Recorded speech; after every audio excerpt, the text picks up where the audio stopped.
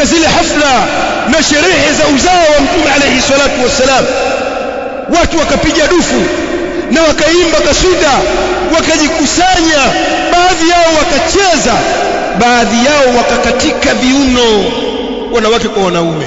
Haya ni mapenzi kweli? Haya billahi alaikum, haya ni mapenzi? Hivi leo waislamu kweli mmefikia mahala na ninyi pia mwamchezea Muhammadi? Si twaona katika hizi klipu zinarushwa, wanaume wanacheza, ukiangalia wasema hii ni rumba kweli. Na wala sio haya mahaba ya kumpenda Mtume alayhi salatu wassalam. Tofauti yenu na manaswara ni ipi? Wale wanamchezea Yesu, ninyi wamchezea Muhammad.